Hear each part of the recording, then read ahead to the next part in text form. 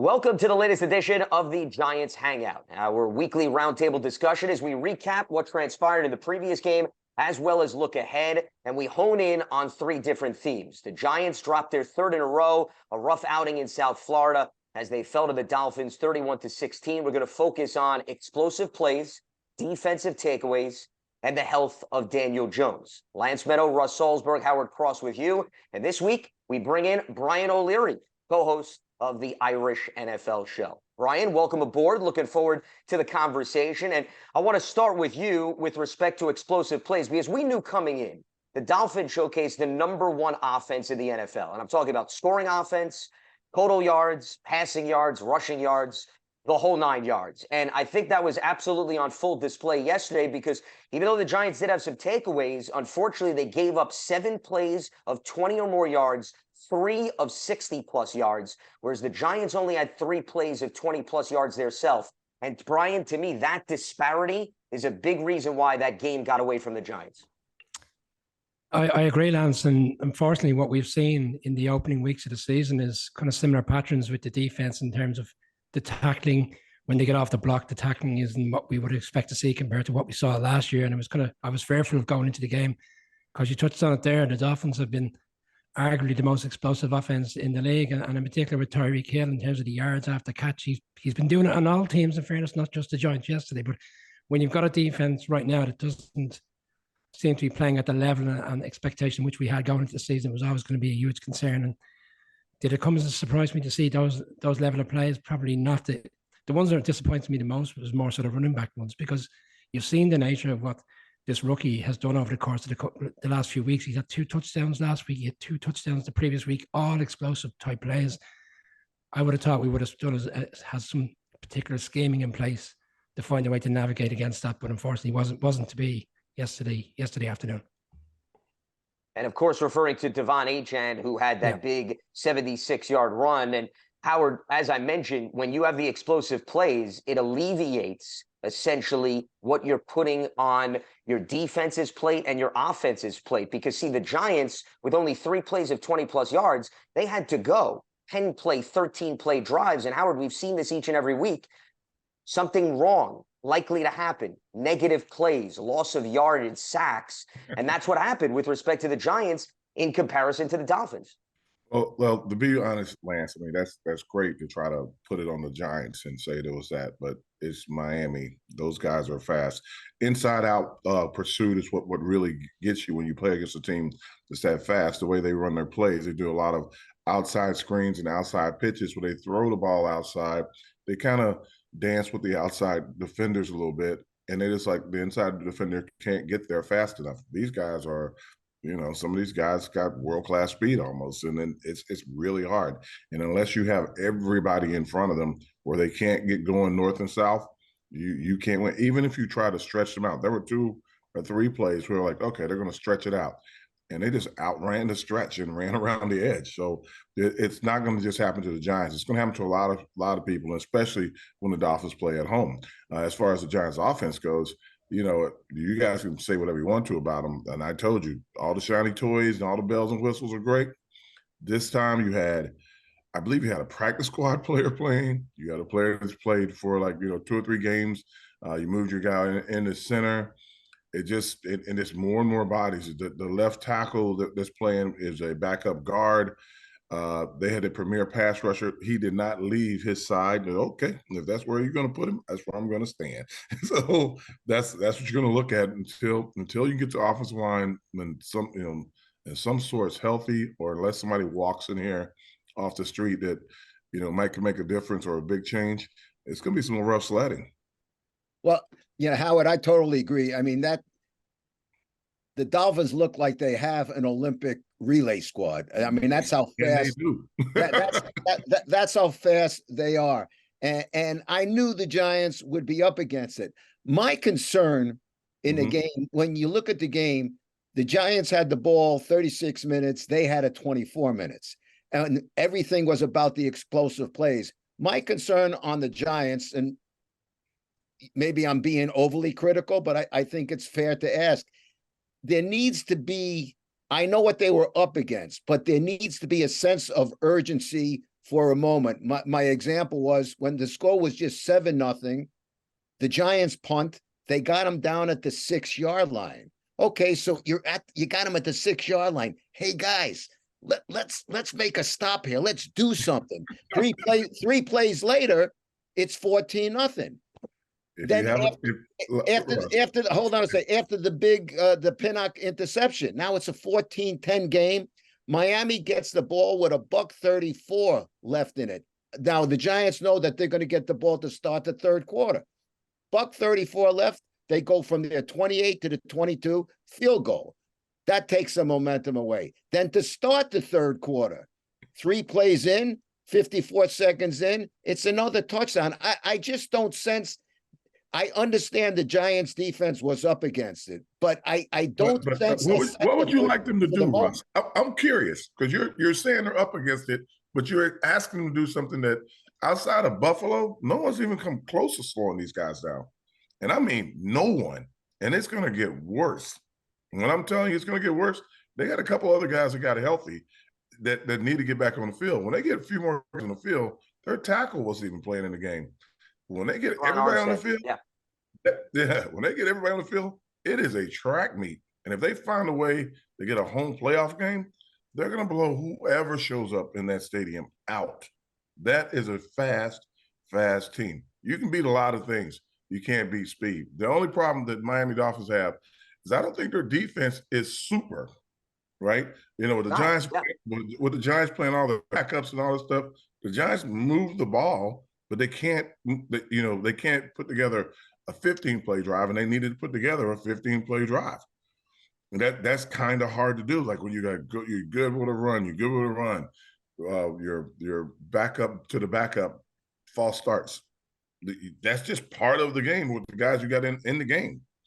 I don't know how to fix it or help them. The reason why they're backups, the reason why they're, some of them are practice squad guys because they're not usually, maybe developmental, maybe a good way to put it, but they're not starters. Lance, sorry, can I just throw a question in there? Yeah, bearing in mind what we've just discussed in terms of how explosive this Dolphins offense is, why take field goals? In the harsh reality of the game, taking field goals is never going to get us back into the game.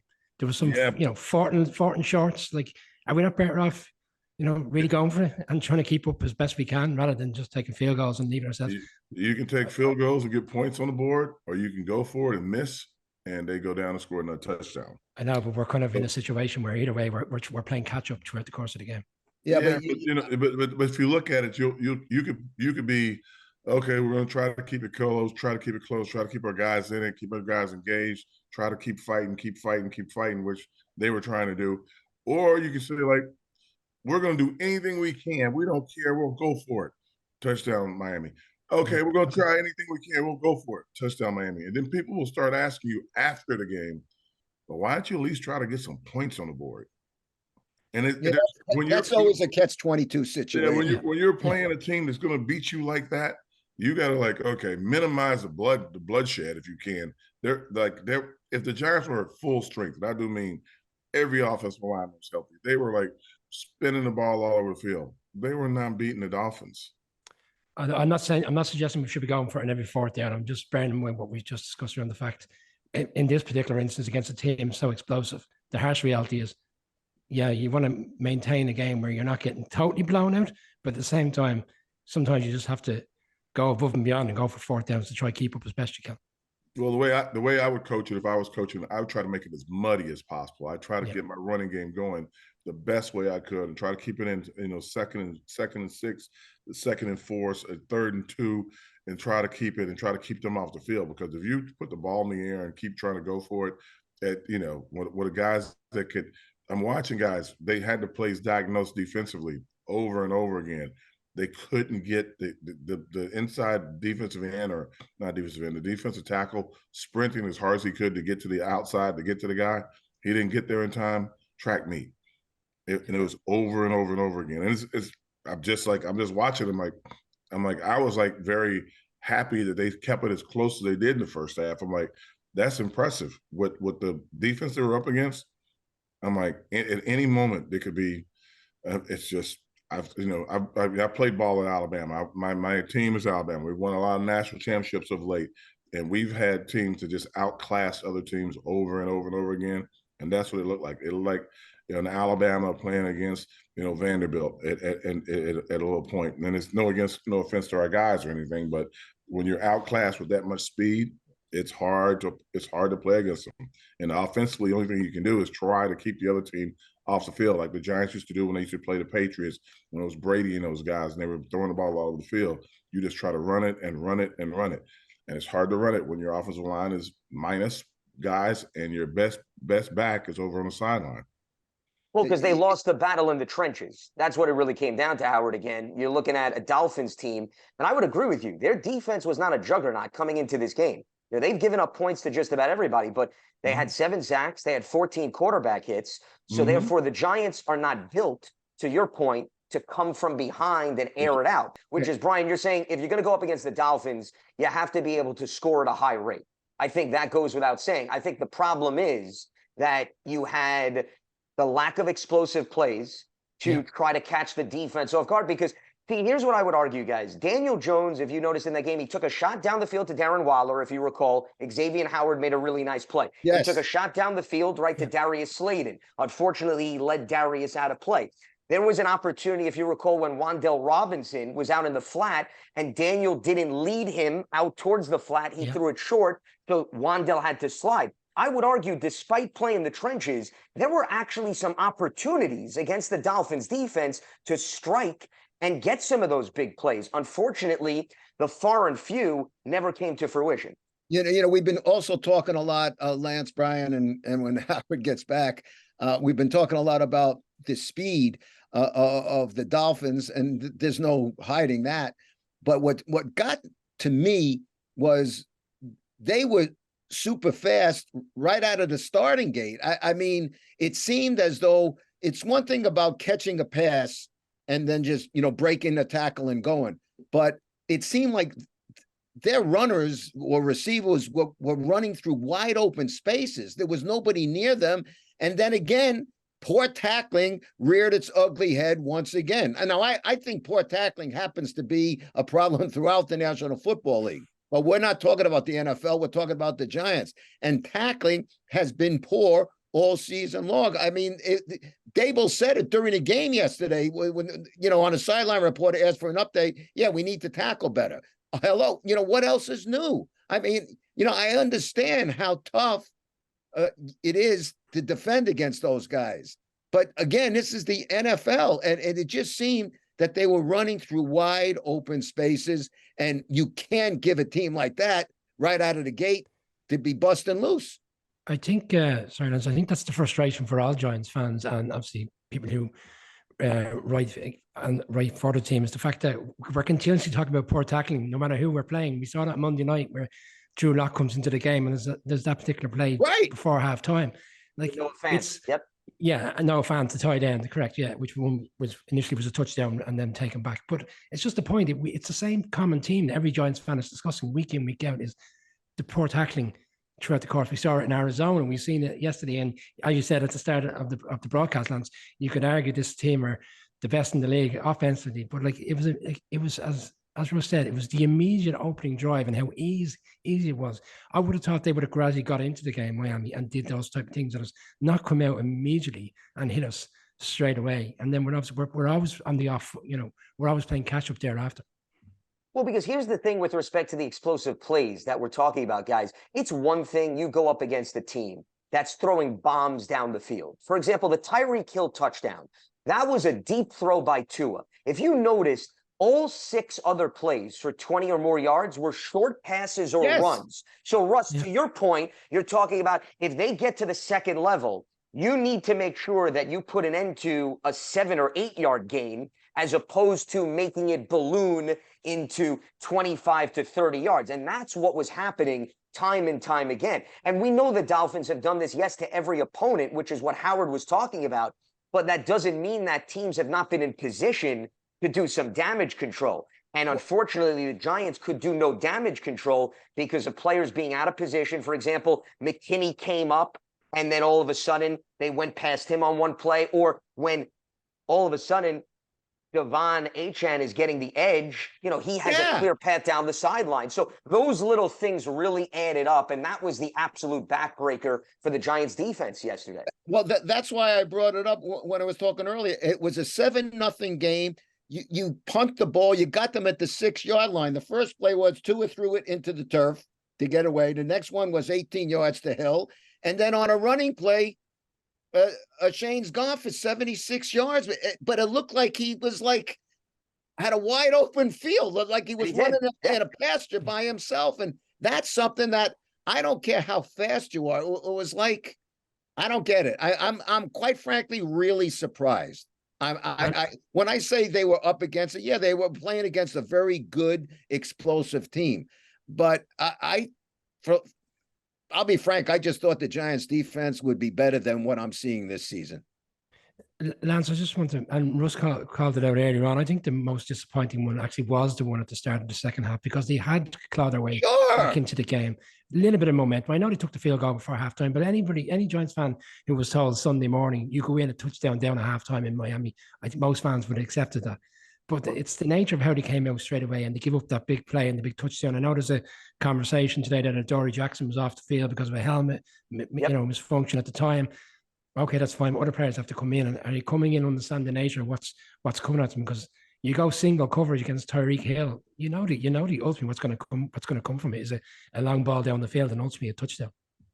And also, listen, players come and go throughout a game. So I don't think anybody's going to hang on that as an excuse. Yes, you would have liked Adoree on the field, sure, matching up with Tyreek Hill, but Tyreek Hill is fast enough, to your point, where you put single coverage on him, he'll blow by just about anybody, whether it's a veteran or a young player. And unfortunately, the timing of that didn't go in favor of the Giants. And, the other thing that we did see, which I think the defense deserves credit for here, is they did get the takeaways, which was non-existent in the first 4 games. But what I would argue is the problem was there wasn't enough complementary football on full display against Miami. They did score 10 points off of the 3 takeaways. One was a touchdown. Another one led to a field goal. The fumble, they got no points. But think about this.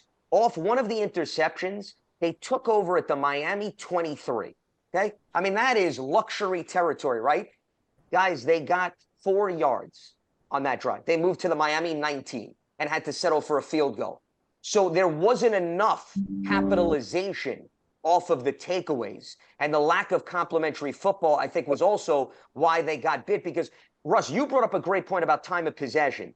I've talked to a lot of coaches. They would argue when you have time of possession, the ideal total is you want your points to match every minute that you have the ball. So you brought up the fact that 36 minutes. 36 minutes. Okay. And how many points did the offense produce? 9. Okay. I'm taking away the touchdown from the defense. Yeah.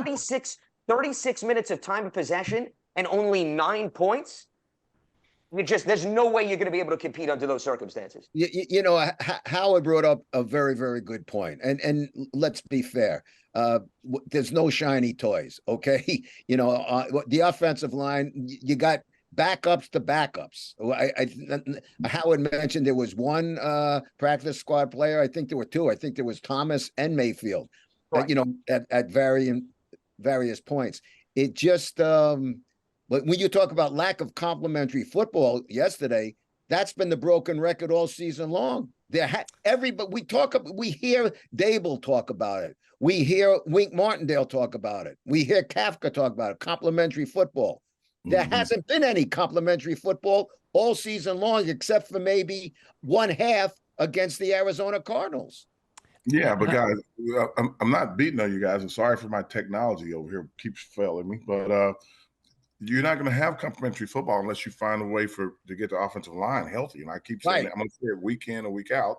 It's just not going to work. And they can, they have great little talking points and great coach speak and everything.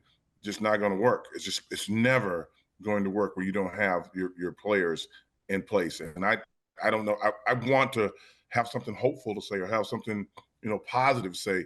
It could get dangerous for a quarterback. And we've seen that. Yes, big time dangerous. Well, but Howard, as I mentioned, as you were walking through the technology and trying to get the walkie-talkies back online so you could communicate with the rest of us, and I'm glad that you're back on board. In fairness, though, and I'm with you, the play in the trenches has to improve, but there were some field positioning opportunities. For example, off a turnover, you get the ball at the Miami 23. You only gained 4 yards. We saw Daniel Jones, Howard, take some chances down the field, despite some of the rough play in the trenches. Unfortunately, they just weren't able to take advantage of those deep throws, whether it be Darren Waller and whether it be Darius Slayton. So, I mean, they're trying. They're trying to get guys down the field. Unfortunately, the level of execution is not where it needs to be. Well, I heard there was a lot on the radio broadcast about making plays above the X's and O's. And I came out at halftime. I said, it's not plays above the X's and O's. It's just the X's and O's. If you could just do what they're asking you to do and at any given moment, it's okay. Darren Waller, great, phenomenal, talented kid. When the ball hits you in the hands, you got to catch it. You don't have room for error. When the ball hits you in the hands, you have to catch it. When Slayton, he's thrown out of bounds, he's doing everything he can to keep his feet in bounds. That was just a throw. Daniel starts to get hit. He starts to get faster and faster. He gets hit more and more. He's trying, and everybody's saying the same thing. Gotta get the ball out of your hands faster. Get the ball out of your hands faster. So it's not always get the ball out of your hands faster. It's just gotta be, okay, when I get my opportunities, I got to make it work. And when I do hit you, please catch the ball. That's what he's looking at. So offensively, it's not going to be complimentary football until they can figure out a way how to get something going positive on a week in and week out. And I'm not an apologist. They look bad offensively, and they're going to continue to look bad until someone can block someone consistently. And early in the game. How you bring up a good point as far as missing opportunities. They're not good enough to get a lot of these good plays. So when they have the good play, as you say, when Darren Waller can get his hands on a ball, like I looked at that play a good few times and saying, you got to make that play because we're not good enough to give up that play. And Howard made a good play. I was talking about Xavier Howard, not Howard Cross, of course. You got to give him credit. He did get his hand in. Yes, he did. Certainly still an opportunity for Waller to make the play. Yeah. Yes. But these are the type of plays. These are the type of plays that Waller essentially was traded for. That's like this. We saw what he did with the Raiders. These are the type of plays where the ball goes up. How many times did we watch previous covers when the signing took place in during free agency, obviously the trade, that people are saying this is going to be a red zone target for Daniel Jones. He'll be able to put the ball in position in the end zone, and Darren Waller will come in and take it in. So he needs to, as Howard and Russ said, he needs to take it in. He needs to do what he needs to do to make sure he catches that ball. And Darren Waller did have his most productive game so far in a Giants uniform. So I think that was encouraging. They were at least able to get him the targets, and he did move the chains. But, Howard, I want to go back to a point you brought up earlier because you were talking about trying to make the game muddy.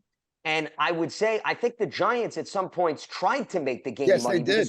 Right? When you look at the numbers, Russ, they had 17 third downs. Okay. That is an enormous volume of third downs. And a majority of them were for 7 yards or less, 11 to be exact. So it wasn't as if they were facing, despite the play in the trenches, we didn't see 3rd and 15s and 3rd and 25s where they were really handicapping themselves. But the level of execution, even on some of those manageable downs, Howard, when they had the ability to even run the football, was nowhere to be found because the Dolphins' defensive front, forget about getting to Daniel Jones, they also completely took away the Giants' run game yesterday. They did more than take away the Giants' run game. Like I said, when you look at the interior of the line, sometimes there were a lot of no-hitters, guys right in front of you, swimming right over, right in the backfield. The back's getting the ball. He's getting hit as he's taking the ball. The Giants ran a screen late in an underneath play late in the game to Robinson. He's running out. He's going to be wide open. Yep. They run through him, tackle him to the ground, or basically clothesline him to the ground, and go and sack Daniel.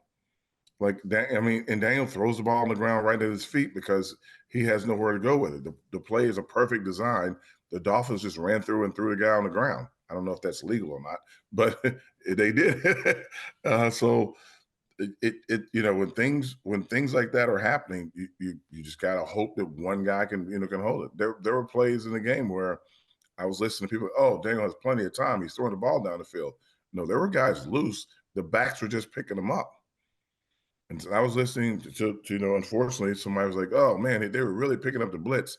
I'm like, 92 is not a blitzer. He's a down lineman, and he's free. That's what you're dealing with, and you can't. It can't be a play where this is how bad the offensive line played, and this is not a knock on anybody. When the offensive line plays this bad, Evan Neal's name was called one time for missing a block. Once. That's how bad everybody else was playing. That they weren't even focused on trying to go after Neal. They were just going after everybody else.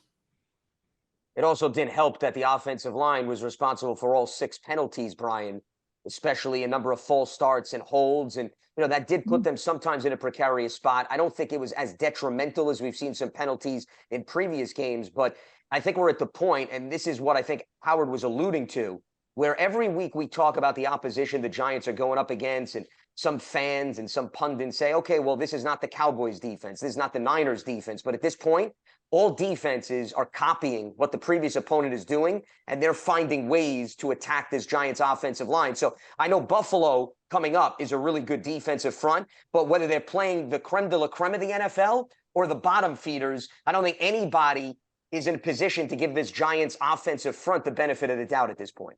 Yeah, listen, there was one series, Azuda was called on back-to-back false starts, plus a holding. I mean, that was all on one series. Look, as Howard says, I'm not looking to beat anybody up. They are what they are. I mean, there's a reason that they're backups or practice squad players. But the drop-off is just enormous. I mean, we thought the offensive line was going to be much better this season. And now a lot of it has to do with the injuries. We get it. But at this point in time, at 1-4, we're facing a real uphill battle. Yeah, no offense to anyone, to the guys, I didn't think they were going to be that much better. I thought that the offensive line that were the starters could hold their own a little bit. Yes. I did not think that anything past that was going to be. And remember, what was the game plan going into the season? We're going to rotate the interior guys. We find guys that can actually play together that we think is the best combination. They're saying that going into game 1. Lance, it doesn't sorry, I was just going to say, it doesn't come as a surprise when there's 6 penalties on the offensive line. Like the guys have nailed it here today. There's no cohesion on the offensive line right now. You've got different players coming in. Some may not even know each other fully in terms of how they go about playing their game. It doesn't come as a surprise. You're going to have time and time false starts or obviously holes and what comes with that in terms of negative yards going back to the other way. And you look at it like you look at Dallas. You watch what happened with them against San Francisco. They ran the ball. Everybody was blocking them. They went after Michael Parsons, running the ball. They were aggressive. Look at what happened to Miami a week ago. Teams were like going at them offensively, running the ball, trying to grind them out. You got to be able to hold up front, at least running the ball and being consistent. The third downs, if you can't get it within 3rd and 2 every time, it's going to be a battle for these guys. Yeah. Well, since we're talking about the offensive line, I think, Lance, we ought to address what happened to their quarterback, because their quarterback in 2 weeks had been sacked 16 times, but the last one was the most crucial one. And I got to tell you, I don't know, there's no inside information coming to me. I don't know what the most recent reports are, but when he went down, it didn't look like anything serious. But when he got up and walked directly off the field. And as he was walking with Ronnie Barnes and one of the orthopedics, off the field, I just sensed something was wrong. And then when he addressed the media after the game, guys, I've listened to him talk day in and day out for as long as he's been a Giant. That was the first time I've ever felt Daniel Jones look nervous and fearful about what might be. Now, understandably so, because it's a neck injury, and he had a neck injury, 2 years ago that forced him to miss the last 6 games of the season, and he had to have a procedure done. So it's to me, listen, I don't want to be an alarmist, and I hope to God he's okay, but that's pretty scary to me, especially with the neck, and he's had it before. I'm not even talking about the Giants' future. I'm talking about the kid's career and his life moving forward. Well, he admitted that his neck was sore. So that was something that he brought to the forefront. And I'm with you, Russ. I mean, my takeaway was, and I'm not accusing Daniel Jones of anything, but he did have ample opportunity to pretty much completely shut it down and say, it's nothing. Don't worry about it. I'll get some treatment during the week and I'll be ready to go next week. And it seemed like he was a little bit hesitant in going that far. And I think part of it was he's probably waiting to get some tests back and results to see how he operates. So I understand where he's coming from, but I did get the same sense that you did, where there was a bit of hesitancy, a bit of unknown. And I think part of that was, you're right, he does have a history with dealing with the neck. But regardless of what happens with Daniel Jones moving forward, this is why they went out and they got Tyrod Taylor. And I'm not saying that Tyrod's going to start the remainder of the season, but if you recall, 2 years ago, they were not in the position where they had a proven veteran, God forbid, who could lead this offense. And that's why they made sure they brought in somebody with the pedigree and the resume of a Tyrod Taylor.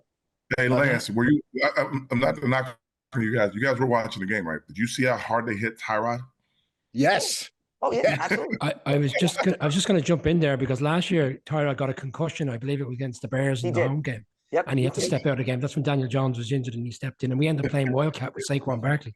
Yeah, it's almost. That has nothing to do with who's back there. That's just the same. We're talking about an offensive line. Yeah, you're right. Tyrod was getting crushed. I'm like, it's kind of like, no joke meant here, but like, be careful what you wish for if you want to play, because you could see what was happening yesterday. It was bad. I mean, this offensive line needs to be fixed in a hurry. It needs to be fixed yesterday, and I don't know if that's going to happen. We don't know if we're getting Andrew Thomas back. I mean, it's a mess right now.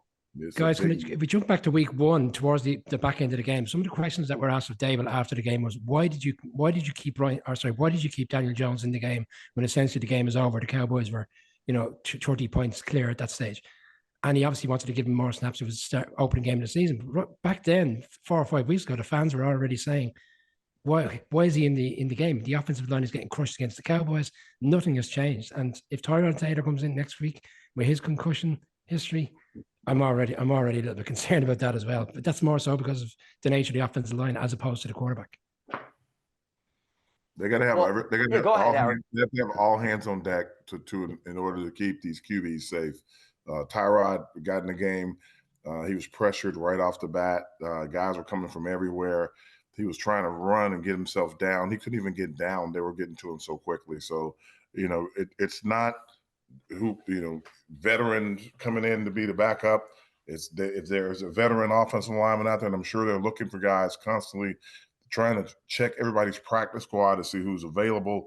They're just trying. They're in a desperate search to find guys that can actually, not necessarily be great, but be stand-in enough to help them out. And they're after Buffalo.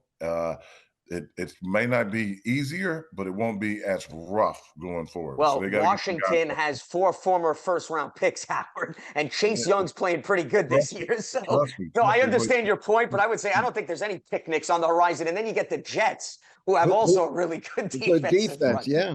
It's not. You got Max Crosby. You got Max Crosby coming the week after that. It doesn't get any easier from a defense. 100%, Brian. Yeah. There are no off weeks, as you could attest to in the NFL. The Giants did bring in Justin Pugh, and I'm not sure what he's got left. Obviously, he wasn't going to play this week, but there might be a sense of urgency to get him ready to play, because this can't go on. I mean, it just can't go on. Well, the problem has been that guys have been hurt. When Brian brought up there's the lack of cohesion, yes, but I think part of that is 1 week they feel they're going to get a guy back, then he leaves during the game, and then they have to play the game of musical chairs all over again. I guess maybe the encouraging sign is John Michael Schmitz, as long as they don't put him on IR, you hope that he can get back sooner than the 4 games you'd have to miss at minimum.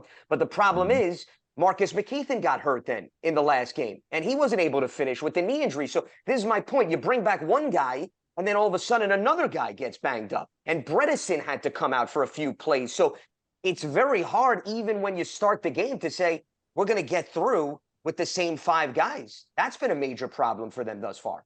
Lance, does it not say a lot? Sorry, Russ. Does it not say a lot the fact that we're referring to a rookie center and the lofty expectations we have for him to come back and immediately play well? I mean, usually in your first season in the NFL, players are given a little bit of leeway and they gradually get up to speed in terms of being an NFL player. And 9 times out of 10, we see the most productive play from that player in their second year. We're already have an expectation that John Michael will come back and immediately improve his team, and he's only in the league a couple of months.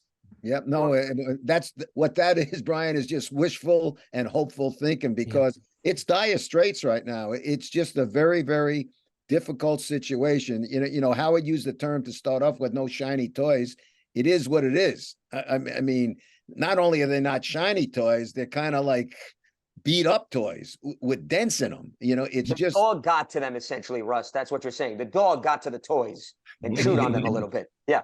No, you're right about that. Didn't Bill Parcells have a quote back in the day? You don't beat the dog anymore. The dog is dead. Is that where we're at? Right now, that's where we are. But, you know, they're going to keep fighting. They're going to keep trying. But I just hope that we can keep the QBs at least, you know, under 5 sacks a game. That would be very helpful. I mean, Howard, think about, you know, it's no joke, but think about what Howard just said. Let's keep the sacks to 5 a game. I mean, what are we talking about? This is not sandlot football. This is the NFL. It's crazy. And you know, he was going to saying Tyrod was going to have to miss a play, but Dable explained it in postgame, but because there was some kind of confusion, something going on the field. There was a timeout. Yeah, timeout on the field, Russ. There was a timeout. Otherwise, he was going to have to miss a play. Well, he got the wind knocked out of him because if you saw, he fell on top of the football. Yes. So that's why he needed a breather, and he told Dable, listen, just give me a minute. I'll be ready to go. The timeout cooperated. They were able to get him back out on the field. But Howard, you brought up the sack number. I would say what's even more concerning is the quarterback hits too. You know, the plays that don't finish with a sack out. I mean, the Dolphins had 14 quarterback hits. So not only did they bring the quarterbacks down 7 times, they doubled that in terms of at least getting in the vicinity of the quarterback and disrupting the throw, or at least making their presence felt. No, that's not disrupting the throw. A hit is actually a hit, knocking the quarterback to the ground. So that's just, again, they got to figure out a way to slow that down. I mean, Waller's going to have to start chipping before he goes out. Like he was saying that I can't get out because I'm chipping. You're going to need every hand on deck. And that's if you can stop the interior guys and figure out a way how to slow those guys down. It's going to be a lot of one-man routes and, you know, throwing in the double coverage. And hopefully if you can't get it, somebody's going to have to run. So I'm not sure. Hey, if you're a big blue quarterback, you're a black and blue quarterback. I mean, that's what's going on. They're just taking an awful beating. I mean, you know, it was, of course, we're talking about Daniel, but you know, Howard brought up a good point. Did you see the way Tyrell was getting hit? And I said to myself, man, he's getting smacked around. It's rough. It's really rough out there. Well, to your point, it's going to be rough for any quarterback who's going to come in. The reason why I was bringing up, that's why they went out to get Tyrod Taylor, is you want some coherence with respect to the offense. And 2021, that was not apparent when Daniel Jones went down. And I'm not saying Daniel Jones is going to miss any time, but you wanted to make sure if you do bring in a quarterback, whether he sees pressure or not, that he's got enough experience and enough confidence that they can at least have the ability to move the chains and operate the offense. Because that was not apparent at all, guys, as you recall, in 2021. No, I mean, Mike Lennon and Jake Fromm, you knew you had no chance going into the game. That's a terrible thing to say, but you really knew you had no chance going into those games. And you don't want that to be the case this season. 100%. Brian, if you want to add something real quick. No, I think like you've nailed it. Like that was the rationale as to why Tyrod was brought in. He understood what Brian Dable would expect from him, obviously having the relationship in Buffalo. And I think we should feel a little bit more comfortable if he needs to step in. But again, we've spoken about this time and time again on the broadcast. Ultimately, it comes down to how well the offensive line plays next weekend. I was in London at the game yesterday. I did see Buffalo firsthand. And Trevor Lawrence yesterday was quite impressive. I know I don't want to get away from the Giants conversation, but in terms of his passes deep, down the field, they got it there secondary quite a lot yesterday in that game. If the offensive line could hold up, allowing Daniel or Tyrod to go after the secondary, there could be some productive plays there. So But ultimately, it comes down to how well this offensive line plays next Sunday night in Buffalo. And they could very well have to deal with Von Miller, who missed the early portion of the season due to injury, and he's nearing a return. So that will be a big storyline, I'm sure, that we will address next week. He is Brian O'Leary, co-host of the Irish NFL Show. Brian, we appreciate you joining us in the mix here on the Giants Hangout. Lance Medow, Russ Salzberg, Howard Cross with you. You can catch us each and every week, our weekly roundtable discussion. You go to Giants.com, the mobile app, and your favorite podcast platforms. We'll speak to you next week. Have a good one.